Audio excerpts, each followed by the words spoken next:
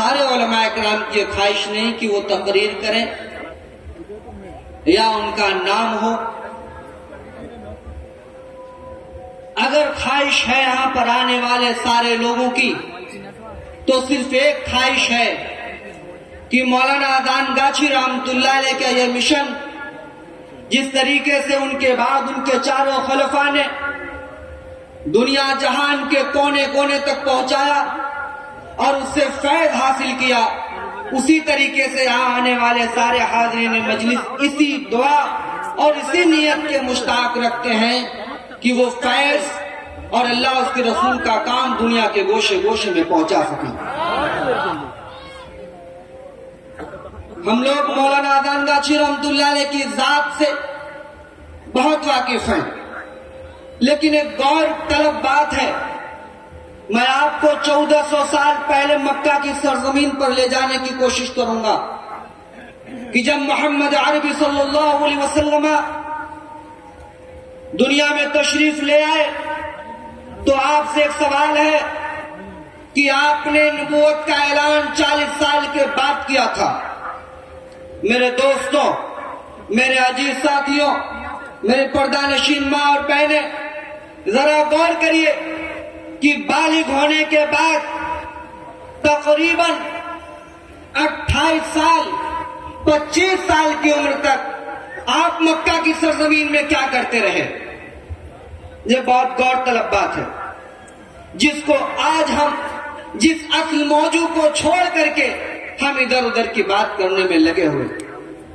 علماء کرام کی توجہ چاہوں گا.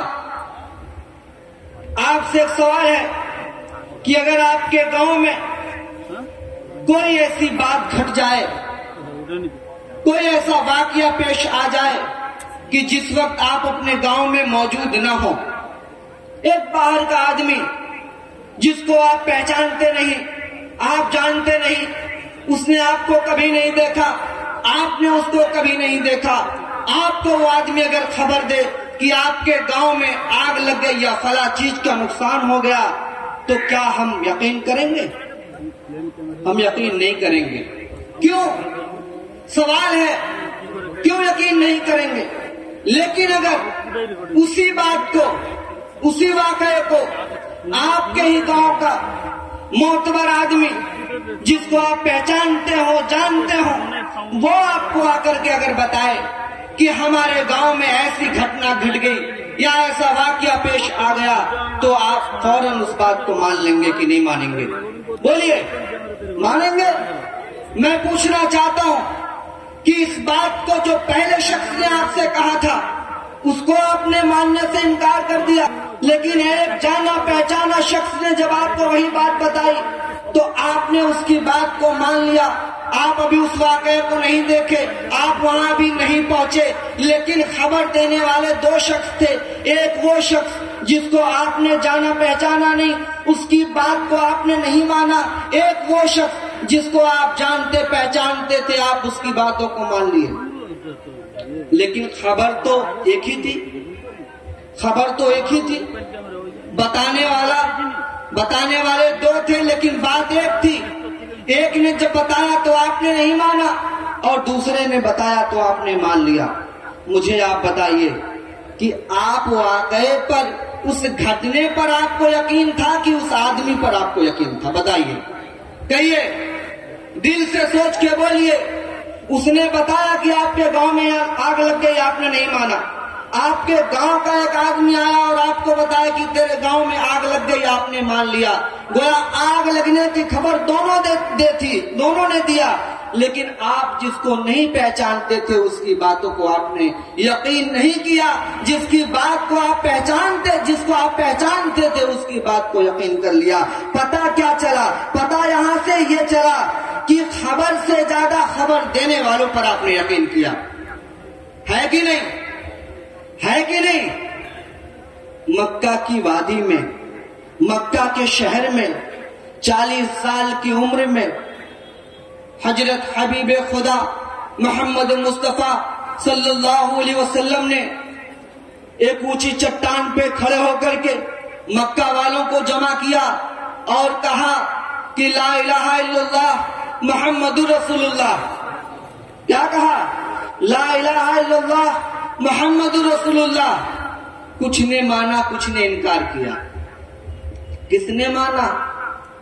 ان لوگوں نے مانا جو محمد صلی اللہ علیہ وسلم سے محبت کرتے تھے, جن کا محمد صلی اللہ علیہ وسلم پر یقین تھا, جن پہ محمد صلی اللہ علیہ وسلم کا وشواس تھا کہ یہ محمد جھوٹ نہیں بولتے, کہو سبحان اللہ. یہ صادق ہیں, ہمیشہ سچ بولتے ہیں, کہو سبحان اللہ. یہ امین ہے, کسی کی امانت میں خیانت نہیں کرتے, کہو سبحان اللہ. یہ جو کہتے ہیں سچ کہتے ہیں. اگر محمد نے کہا کہ اللہ کے سوا کوئی عبادت کے لائق نہیں تو سچ کہا. اللہ کو دیکھا تھا؟ بتاؤ, اللہ کو دیکھا تھا؟ کسی صحابی نے اللہ کو نہیں دیکھا تھا. کس پہ یقین کیا؟ کس پہ یقین کیا؟ محمد صلی اللہ علیہ وسلم پر یقین کیا. قرآن کو اترتے ہوئے کس صحابی نے دیکھا تھا؟ کیا جبریل آتے تھے, مجمع میں کھڑے ہوتے تھے اور کہتے تھے کہ اے صحابیوں, اے محمد کے ماننے والوں صلی اللہ علیہ وسلم, آج اللہ کا پیغام میں لایا ہوں اور سارے لوگوں کے سامنے یہ آیت نازل ہو رہی. کیا ایسا ہوتا تھا؟ نہیں ہوتا تھا. وہ قرآن کی آیتیں حضور کے اوپر نازل ہوتی تھی اور حضور آ کر کے خبر دیتے تھے, صحابی یقین کیا کرتے تھے. کیوں یقین کرتے تھے؟ یہی تو اصل ہے. کیوں یقین کرتے تھے؟ یہی تو اصل ہے, یہی تو مین ہے جس کو ہم آج بھلا بیٹھے. کیوں؟ کیونکہ محمد صلی اللہ علیہ وسلم نے کبھی کسی کے مال میں خیانت نہیں کی, کبھی کسی سے جھوٹ نہیں بولا, کبھی کسی کے دشمنی میں جا کر کے آپ نے آگ نہیں لگائی, بلکہ اس دشمنی کو آپ نے ختم کرنے کی کوشش کی. یہ ماحول آپ نے 25 سال کی اس محنت میں ایسا مکہ میں بنایا کہ لوگوں کے دل میں یہ دھاگ بیٹھ گئی کہ محمد جو بھی کہتے ہیں وہ سچ کہتے ہیں. وہی دھاگ, وہی ایمان, وہی وشواس, وہی یقین وہ ہوا کہ جب 40 سال میں آپ نے کہا کہ لا الہ الا اللہ محمد رسول اللہ, تو سارے لوگوں نے اس کلمے کو دہرایا اور کہا بے شک اللہ ایک ہے اور محمد رسول صلی اللہ علیہ وسلم اس کے پیغمبر ہیں. یہ تو اس زمانے کی بات تھی اور وہ کیا, پھیلا. آج ہم وظیفہ پڑھیں اور بھائی کا مال غائب کرتے. بولو, ہم وظیفہ پڑھیں اور اپنے بھائی کا مال غائب کر دیں, اس کے حصے میں خیانت کریں, تجارت کریں اور دکان پہ کھڑے ہو کر وظیفہ اور نماز پڑھنے والے ہم جیسے لوگ اگر مال کے تول میں کمی بیشی کریں تو کس طرح کی بات ہوگی؟ میرے دوستوں, پہلے اپنے کردار کو اچھا کرنا ہوگا, پہلے اپنے اعمال کو اچھا کرنا ہوگا, اپنے بات اور گفتار کو اچھا کرنا ہوگا, اپنے افعال و کردار کو اچھا کرنا ہوگا. ہمیں ایسا بننا ہوگا کہ جس کے بارے میں حدیث شریف میں اللہ کے رسول نے ارشاد فرمایا کہ ولی وہ ہوتا ہے جسے دیکھو تو خدا یاد آ جائے. کیسے خدا یاد آئے گا؟ کیسے؟ خدا کو تو دیکھا نہیں تو کیسے خدا یاد آئے گا؟ خدا کے حکم کے مطابق وہ انسان اگر اترے گا. اللہ نے کیا کہا؟ اللہ نے کہا کہ ایک اللہ پر یقین رکھو, ہم ایمان رکھتے ہیں ایک اللہ پر. اللہ نے کہا نماز قائم کرو, ہم نماز قائم کرتے ہیں. اللہ نے کہا زکوٰۃ ادا کرو, ہم زکوٰۃ دیتے ہیں. اللہ نے کہا حج کرو, صاحب نصاب ہو تو حج کرتے ہیں. اللہ نے کہا روزہ رکھو, ہم روزہ رکھتے ہیں. اللہ نے اسی جگہ پر کہا کہ تم نماز بھی پڑھو اور اپنے مال میں سے خرچ بھی کرو. سبحان اللہ. نماز بھی پڑھو اور اپنے مال میں سے خرچ کرو اور غریبوں کو کھلاؤ. صحیح.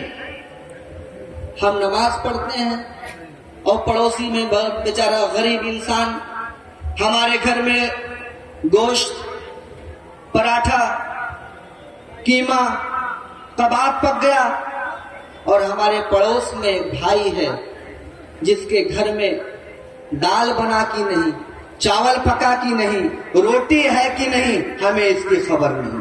اللہ کے رسول نے ارشاد فرمایا مومن وہ ہو نہیں سکتا, مومن وہ ہو نہیں سکتا کہ جس کے پڑوسی اس سے ناراض ہوں. تو مولانا دانگاچی رحمۃ اللہ علیہ کا مشن کیا ہے؟ مولانا دانگاچی رحمۃ اللہ علیہ کے مشن دو ہے، دین اور دنیا. کہیے سبحان اللہ. اللہ نے قرآن کریم کے اندر دونوں چیزوں کو نازل کیا، دین کو بھی نازل کیا، دنیا کو بھی نازل کیا. اللہ نے کہا تم میری عبادت بھی کرو، بیوی کی خدمت، بیوی کی پرورش کرو، بچوں کی پرورش کرو، ماں باپ کی خدمت کرو، پڑوسیوں کا خیال کرو، دوستوں کا خیال کرو، اپنے ناز رشتے داروں کا خیال کرو، لوگوں کے ساتھ حسن و اخلاق سے پیش آؤ، بڑوں کی عزت کرو، چھوٹوں سے محبت کرو. قرآن نے جس چیز کی تعلیم دی، ہمیں یہ چاہیے کہ مولانا دانگاچی رحمۃ اللہ کے مشن اور دربار سے یہ سیکھیں کہ ہمیں دین کے ساتھ ساتھ دنیا کا بھی پورا خیال رکھنا ہوگا.